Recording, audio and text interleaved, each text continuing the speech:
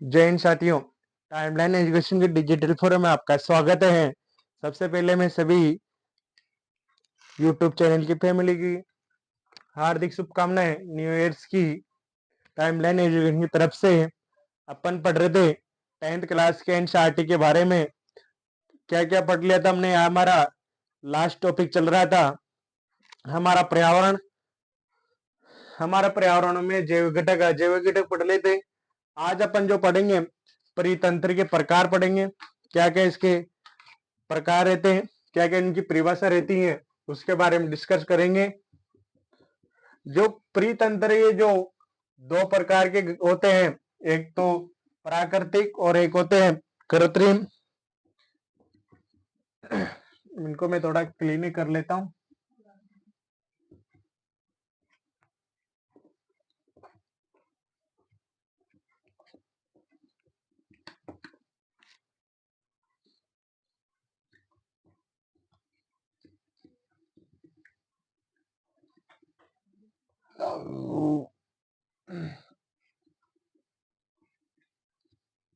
ये जो चैप्टर है 5 नंबर का होता है।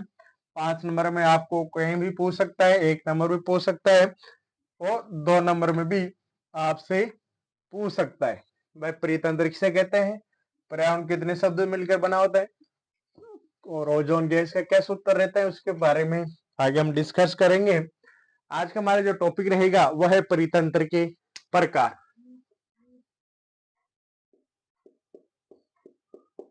परितंत्र के प्रकार ये जो दो टाइप से होते हैं, कौन कौन से होते हैं।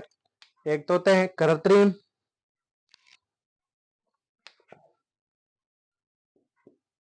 एक तो होता है प्राकृतिक परितंत्र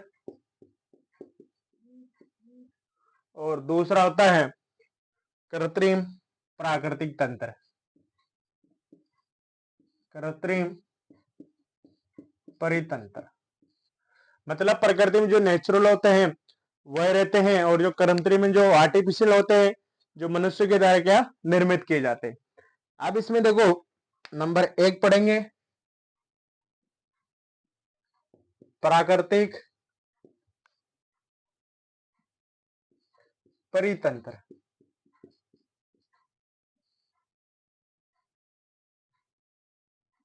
क्या होता है ये, मतलब जो प्रकृति में जैसे नदी तालाब झील आदि में जो बनता है उसे अपन प्राकृतिक परितंत्र बोलते। देखो इधर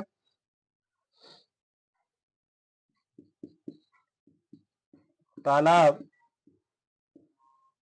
झील एवं वन, मत पेड़ पौधे है ना, वन एक प्राकृतिक तंत्र है।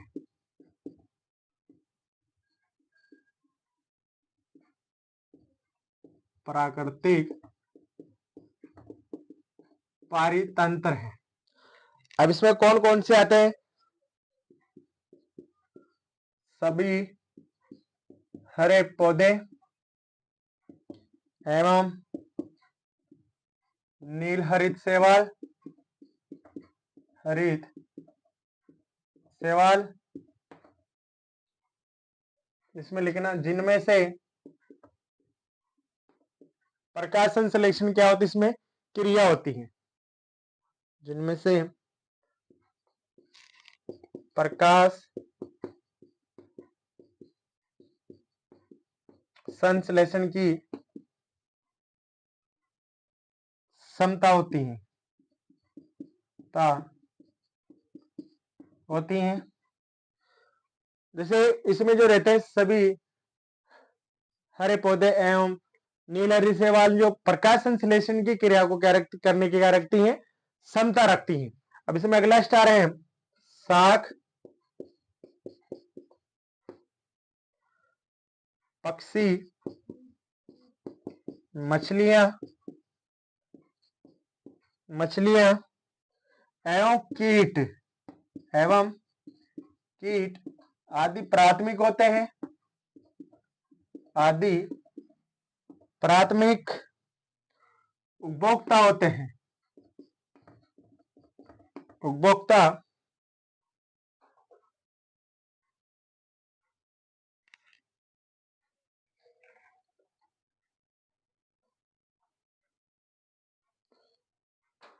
प्राथमिक उपभोक्ता क्या होते हैं।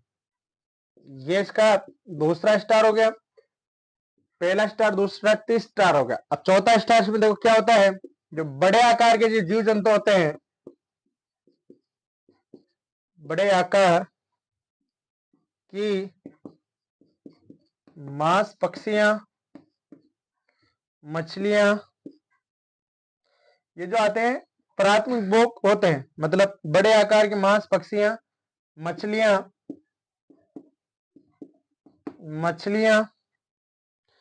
मेंढक,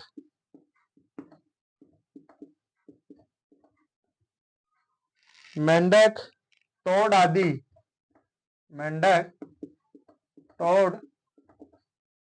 आदि, द्वितीयक उपभोग में आते हैं, द्वितीयक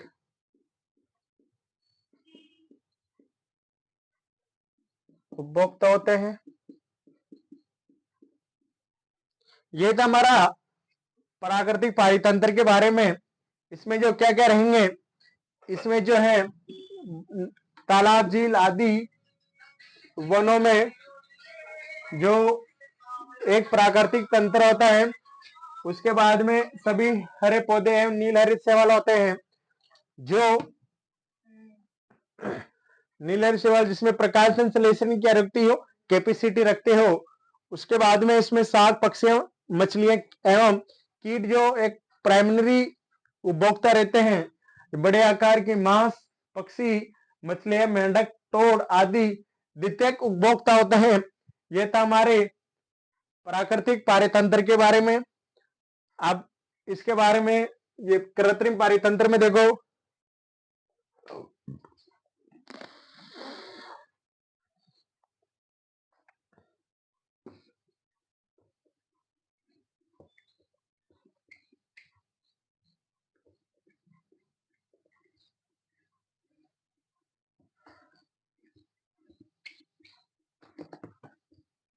इसमें जो जैसे बगीचे में जो होते हैं मानव द्वारा, बड़े आकार में होता है ये।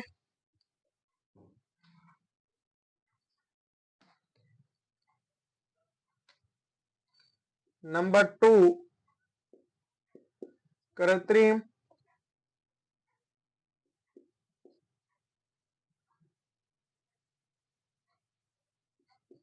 पारितंत्र। इसमें आकी मात्रा लगाना भूल गया मैं, लगा लेना।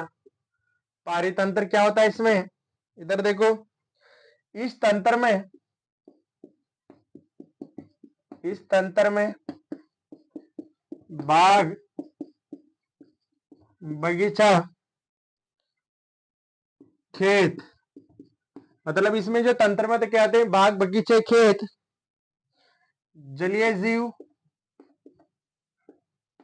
जलीय जीव, मानव निर्मित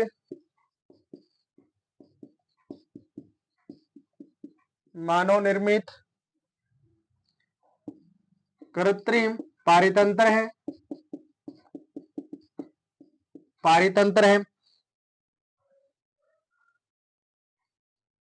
ये जल जीवशाला में मानव निर्मित जो कृत्रिम तंत्र होता है। इसके बाद जो अगला स्टार रहेगा, जल जीवशाला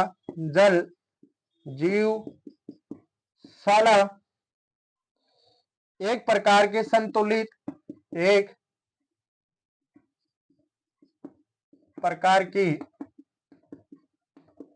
संतुलित पारितंत्र है,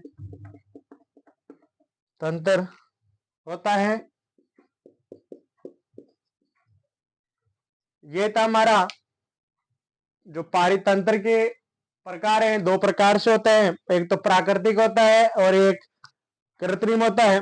जो प्राकृतिक में होते हैं, जैसे तालाब, झील, नील हरित शैवाल में जो प्रकाश संश्लेषण की कैपेसिटी रखते हैं उसको बोलते हैं। और इसमें जो कृत्रिम में है, क्या रहेगा इसमें, इस प्रकार के तंत्र में बाग, बगीचे, खेत, जल जीवशाला में मानव निर्मित एक जो कृत्रिम तंत्र है। जल जीवशाला एक प्रकार की संतुलित पारितंत्र है। यह था हमारे पारितंत्र के बारे में संपूर्ण जानकारी, जो आज के सेक्शन में खत्म होती है। आज के सेक्शन को मैं यहीं समाप्त करता हूं। और एक बार और टाइमलाइन एजुकेशन की तरफ से सभी को हैप्पी न्यू ईयर। जय हिंद साथियों।